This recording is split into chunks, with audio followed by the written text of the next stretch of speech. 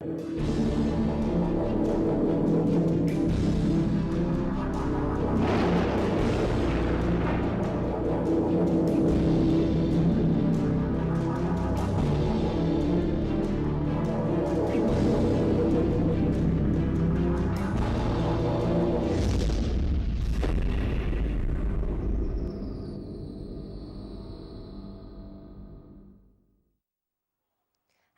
my name is Rachel Murray and welcome to Time Tunnel TV. Coming through our portal today is none other than the man himself, the fabulous Morrissey. So here he is with William, It Was Really Nothing.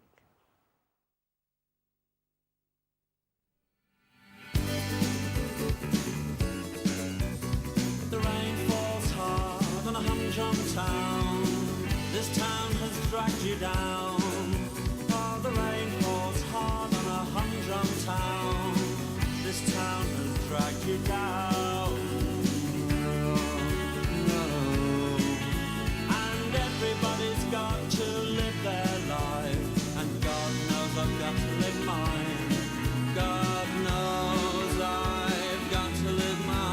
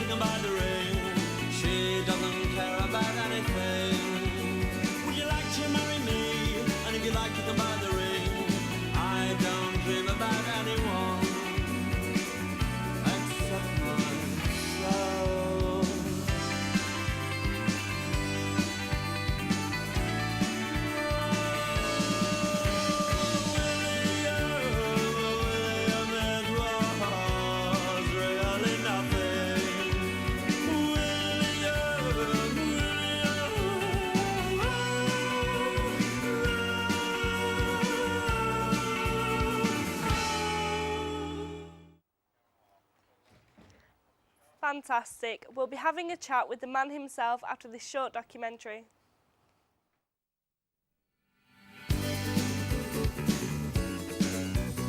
The rain falls hard on a humdrum town. Whether they were political or just lads having a laugh, boy groups dominated pop. But not all of them shared the same view of the world. We feel that the music should be used in order to make serious statements, because so many groups sell masses and masses of records and don't raise people's level of consciousness in any direction, and we find that quite sinful, especially in these serious times.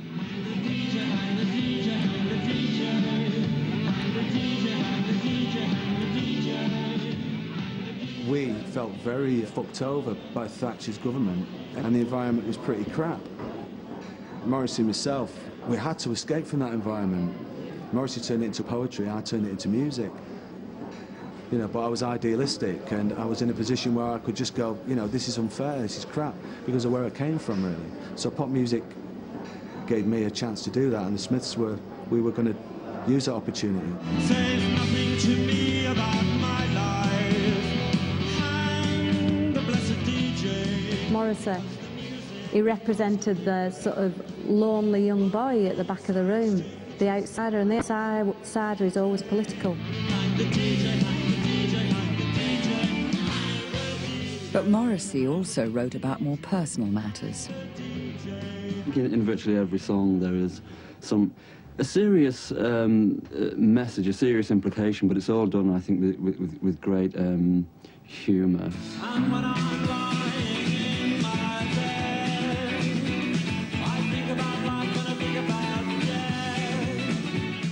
We got right in there and said, right, everybody, let's escape.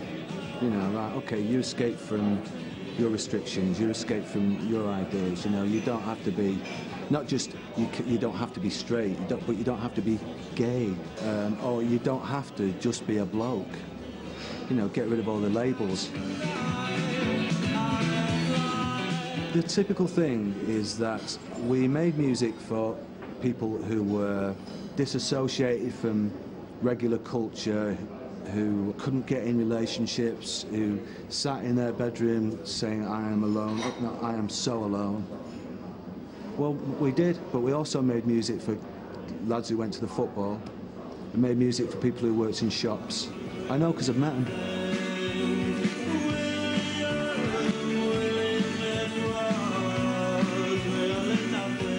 Morrissey was flirtatious, but coy about his own sexuality. His celibacy was central to his appeal. He was touchable, but unavailable.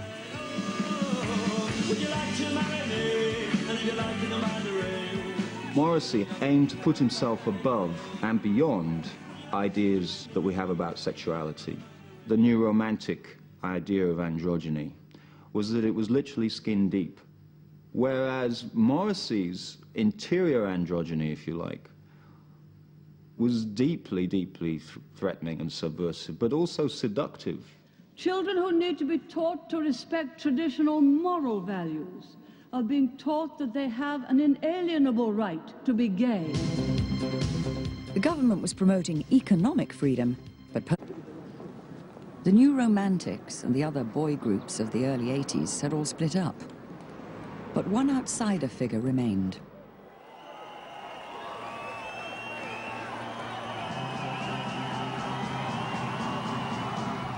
As Morrissey launched his solo career, his fans became more obsessive.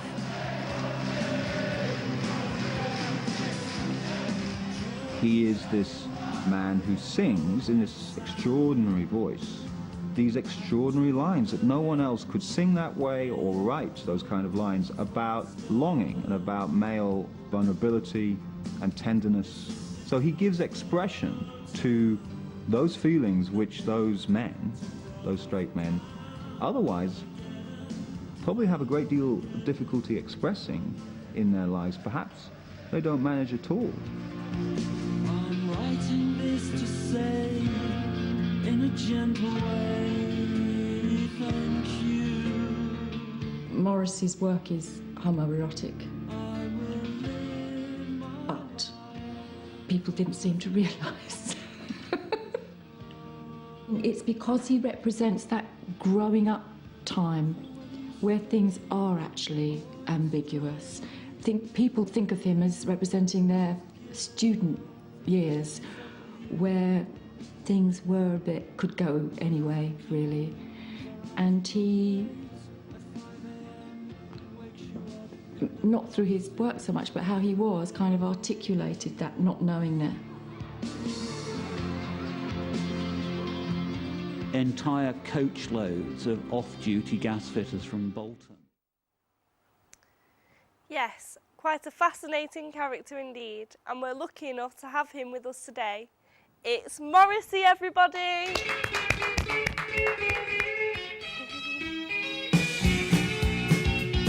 Hello there, Rachel. You all right? Hello. So Morrissey, how's it going? Not so bad, Rachel. We understand that you're quite proud of your Mancunian roots. Why is that? What do you love about Manchester? Well, Manchester was part of the Industrial Revolution back in the 19th century, and I was born there, you know, in Stretford, on the edge of Old Trafford and Hume, so it all sort of spiralled together. So I've always been, you know, proud. You should always be proud of your roots and who you are. I suppose it makes you who you are today. Yes, I would say so, yeah. Yeah. So on the terms of music more now, who do you think it was that inspired you, if anybody, to become the person you are? Well, of course, I was born in '59, so a lot of the rock and roll artists of the time. Bob Dylan, of course, because he was more of a lyricist and a poet rather than opposed to just a singer. And he was somebody I followed greatly. I used to like what his words would say to me. I was quite a lonely child, and even though I came from 8 children, and have you ever heard the term of, you know, even though it's in a full room, you still feel lonely? That was me. I was that person, yeah. I've heard it mentioned that before, yeah. Yeah. In terms of you and Johnny Marr, now, you're quite different characters. So what would you say that bonded you both together and made you so close? Well, you've hit the nail on the head. That's because we were so different. And the fact was that Johnny was the person at the front, and I was the person in the background. Even though he was a great songwriter and lyricist himself, the fact was Johnny was more the good-looking side of the band. He was more sort of photogenic, I felt, and he could take some of the strain off us. You know, he was that way. I mean, there was Andy Rourke as well, who was part of the group, and Mike Joyce. There was 4 in the Smiths. It wasn't just me, even though I was at the forefront, and that was it. But it was 4 people in that band who all had their own ideals and feelings about things, especially in the 70s and 80s when we grew up. Did it ever cause tension behind the scenes? I think towards the end of the Smiths, which 1987, I would definitely say that, yeah, there was tensions, but I think everything's got a natural shelf life, and the Smiths being that as well. The Beatles had it, and you've got to move onwards and upwards. Evolution is my thoughts on things. Fair enough. We all know you've made some amazing tracks that are worldwide huge success. Correct. But the one thing, why is there no video to accompany that? What I feel, the song and the lyrics should be enough. Yeah. We used to put famous people on our records, for instance. Pat Phoenix out of Coronation Street was on Shakespeare's Sister. We had Terence Stamp on What Difference Does It Make. We had different iconic people from those particular ages, from the 60s and the 70s, where things were going through a vast economic and evolutionary change. Everything was completely changing in the 60s when I was a child growing up. And I feel that putting me, we weren't part of that 80s sort of wham Duran Duran where it was all going on holiday, suntanned, and we wanted to express ourselves through our music and lyrics as opposed to some glorious sunny day on Saint-Tropez somewhere. Whereas we did that, we had one of our videos outside the Salford Lads Club where we're all on bikes, all dressed as me, trying to say everyone is equal, everyone's the same to an extent. Not in a communist way, but in the way that everyone has the same rights and the same, you know, chances to do everything. And it's become more prominent as the time's gone on. So you have all these views, and you yourself, you mentioned before, you're unlike anybody else in your group. Why did you never become solo career? Well, the solo career, like I say, I felt that the Smiths had gone as far as we could go without milking the cash cow, as it were, you know. I mean, these talks of getting back together and having a reunion tour and one thing and another, I feel that would be doing it all for the wrong reasons. I felt I had more to say about things as a solo artist and various different things that were happening in my life that didn't affect Mike and Johnny and so on and so forth. It didn't affect them at all, and it was my feelings, and I didn't want to bestow my feelings on what they wanted to do. I mean, Johnny Marr, he's gone off doing his own thing. Mike Joyce gone off his own thing. Andy Rourke. So we're all individuals, even though we were a collective. Do you all stay in contact now and all? Well, I don't see as much of as the lads as I used to do. As again, I'm a natural loner. I'm somebody, and I live in LA at the moment, and I just like to get away from it all. Even though my roots are Manchester, and obviously Manchester was very good to me. It gave me my sort of first big break.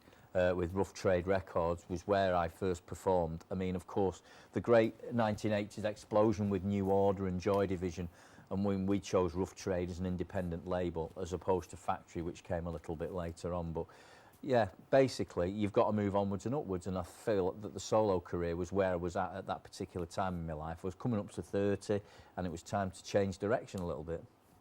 So we saw you performing before, as you always do, with flowers in your hand. Is there an iconic symbol? Flowers, it's just the most beautiful sort of incredible thing that there is, that the Lord has actually, I mean, I'm not over-religious as such, but I believe that flowers are an actual sort of extension of yourself. Different flowers are different things to different people. And dahlias are my normal thing, not plastic ones, but they'll do for now. And daffodils, I like bright colours and things, even though I'm quite a morbid sod, you know, I do quite like bright colours and bright flowers and things. And I feel it's sort of an extension of your character, like a pet is to some people. Flowers are my things and plants. I don't sit there stroking plants at night or anything, but I do like, you know, horticultural sort of stuff. It's my, you know, my dad was a gardener, so. Do you have any advice to give to youngsters who are taking in your music, really passionate about your music, like, and how they view it? I mean, you've got to have a passion, you've got to have a drive and a goal in life. You can't just, a lot of these bands today and yesteryear, they sing about love. They don't know what they're singing about. They're just stringing sentences together. There's got to be meaning to your lyrics. And I feel if you're passionate about that, you're singing about certain things. I mean, I'm very passionate about vegetarianism, about killing meat and stuff, which was actually echoed in the Meat is Murder album. And if I'm very passionate about a subject or a thing, I will sing about it. I will make it known, you know, on vinyl or CD or whatever sort of thing you want to use it on. That is where I use my expression from. So you've got to have a passion. Don't sing about singing's sake. Well, thank you very much. Yeah, we'll no be problem. catching up with you again shortly. Okay. That's all we've got time for right now, but we'll be back after this special report. Enjoy the show.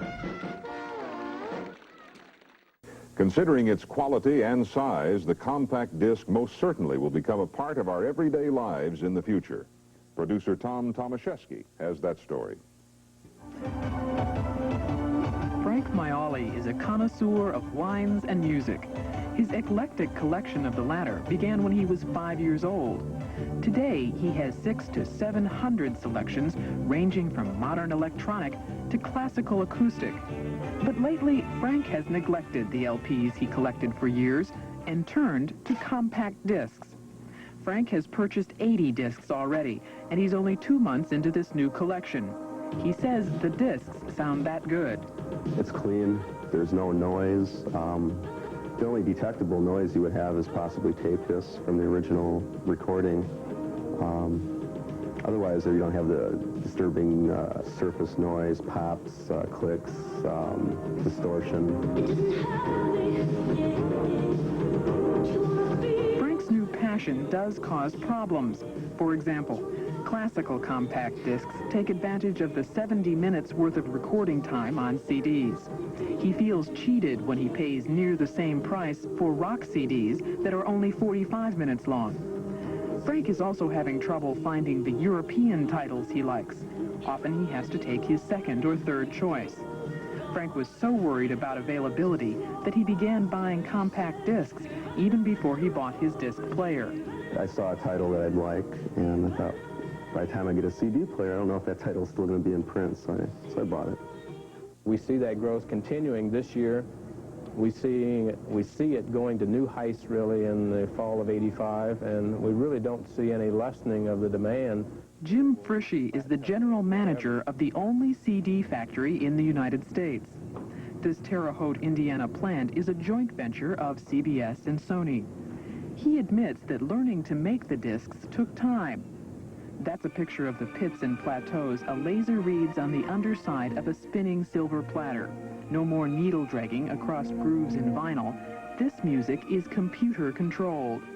That changed things considered basic to engineering quality recordings. They would compress or they would boost selections. It's not necessary to do most of those things or do those kind of things for CD, because you can go from no content to the burst of a drum or the beginning of an opera, whatever, and reproduce it on CDs without loss in content. Those pits and plateaus on CDs representing music today could represent text tomorrow, a book maybe, even an entire dictionary. A compact disc computer memory is a technological reality in Japan. Frischi says this plant could produce the software for just such products. You can put on one CD the equivalent of 600 to 800 floppy disks. This recording of the 1812 Overture has become the anthem for CD players. Salesmen boom it out when they want to tout the CD's never-ending bass range. Manufacturers are putting their CD players in bumpy Baja Desert Racers and slinky New York stretch limos to exhibit the player's durability. CD players are expected to hit the million sales mark in just 3 years. It took TV 11 years and VCRs 6 to hit that mark. CD manufacturers say those numbers are growing because they learned from the VCR makers' mistakes. There is one compact disc standard. A group of manufacturers got together and settled on... Welcome back. In case you've only just joined us, I'm having a rather fascinating discussion with the marvellous Morrissey. Yeah, very interesting. So how are you then? I'm good, thank you. Yourself? So, all your songs are reflecting a lot of pain and suffering. Yeah, I would say that. As a child, I didn't really know where I belonged, and that's a way, again, it's expression, it's a way of expressing myself and how I feel at that particular time.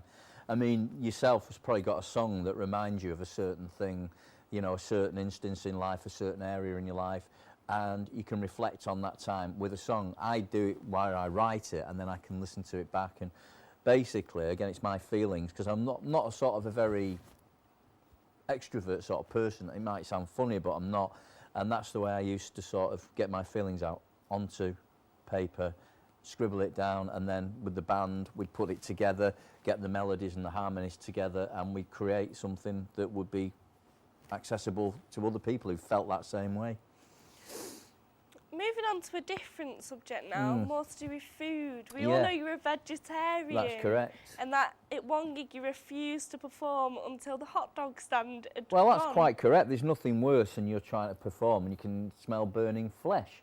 I mean, the fact is, do you eat meat yourself? Yeah. Why do you eat meat? What's the reason for it? 'Cause it's just delicious. But we don't eat it in its natural form, do we? When you eat an apple, you eat it in its natural form, but you wouldn't eat a chunk of meat that hadn't been treated. I mean, it's not the meat you're actually tasting, it's all the salt, it's the sauces that go on it, it's the way it's been fried or cooked. You wouldn't actually get a chunk of meat and just start eating it, would you, off an animal? True. It's not the same sort of thing. And why would you kill something that you walked alongside and something you regarded as part of the human race, not a human race, but part of the animal kingdom? Why would you do that? Because say if the chickens, like I like chicken, I love chicken, but there's just going to overpopulate if I don't eat them. Not necessarily, not if they're not bred, they won't overpopulate. And from chickens we get eggs. Yeah. So there you go, that's another food source. Do you eat eggs To then? be quite honest, not very often, but sometimes, but I'm against eating something that actually walks along the earth. And fish are different again. I mean, people say, well, you can eat fish. But fish haven't the same nervous system. Fish don't. I mean, people say, have you never heard a fish scream? Well, I've not. But to be quite honest with you, it's not the same thing as an animal that's got a brain, a central nervous system, and everything else. So to me, yeah, it's the wrong thing to do, eating meat. And it's again, we don't eat it as it's God intended. You fry it and you do all sorts with it, shove things on top of it. So that's what you're tasting. It's not the meat you're tasting; it's the actual condiments that go into it. Another question I have for you is your sexuality. Where did that all come from, or is it been What do you mean there with all along? sexuality? Like, is it asexual you are? I don't need to discuss that. It doesn't matter. Everyone's got their own feelings and their own sort of ways of dealing with things. I've got loads of people that I know, both male and female. Whether I jump into bed with either or both is my prerogative. And again, it's not something I think is part and parcel of this interview. I don't think it really makes the person I am. If I have sex with a man or a woman, I don't think it makes any difference which way. It wouldn't make any difference to the way I feel about the world. So again, you can make your own mind up. Going back onto music now, what would you say is your favourite song and why, and what message did you intend to provoke? Well, they're all favourites of mine. I wouldn't have written them if I didn't like them. Again, this Charming Man sticks out because basically it was talking about me, just a lonely pantry boy, which basically meant I was someone stuck at home, and I used to make excuses not to go out, like I haven't got a stitch to wear, and talking about a punctured bicycle desolate on a mountain top basically means something that's been strewn and thrown to one side, and it could be fixed. It's like people are thrown to one side because they have things wrong with them. People disregard them in a society that's trying to be so perfect. There are so many flaws in society, and this is what I want to put across, that there's no such thing as a perfect person. But if you have something that's a flaw, or you've got a disabled or there's something like that, some disability, you are automatically strewn onto one side, whether it be a mental or a physical thing that's wrong with you. That's where Charming Man originally came from. And another of my favourites, again, came from the Meaties Murder album as well. I like majority of the tracks on that. Shakespeare's Sister, Shoplifters of the World Unite. It's basically all people in a low domain all coming together and fighting a cause. Well, that was great. Thank you very much. It was a pleasure to meet you. Right, okay. Anything else you'd like to ask me? That's it. Thank you very much. Right, that's smashing. Thank you very much, Rachel. Unfortunately, that's all we've got time for today, but we'll be seeing another performance from Morrissey after his quick ad break. Don't go anywhere.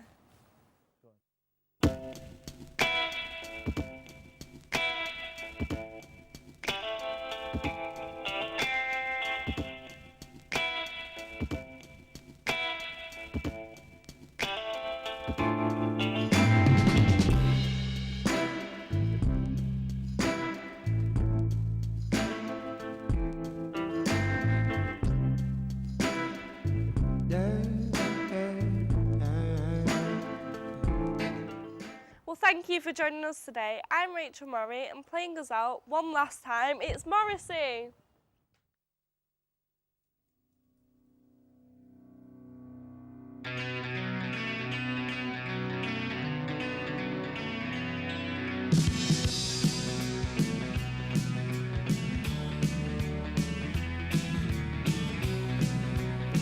All men have secrets and here is mine, so let it be known. For we have been through hell and high tide, I think I can rely on you. And yet you start to recoil, heavy words are so lightly thrown, but still I leap in front of a flying bullet for you. So what difference does it make? So what difference does it make? It makes none, but now you have gone, and you must be looking very old tonight. The devil will find work for idle hands to do. I stole and I lied, and why? Because you asked me to. But now you make me feel so ashamed, because I've only got two hands. But I'm still fond of you. Oh. So what difference does it make? Oh, what difference does it make? Oh, it makes none, but now you have gone, and your prejudice won't keep you on tonight. Oh, the devil will find work for idle hands to do. I stole and then I lied just because you asked me to. But now you know the truth about me, you won't see me anymore. Well, I'm still fond of you.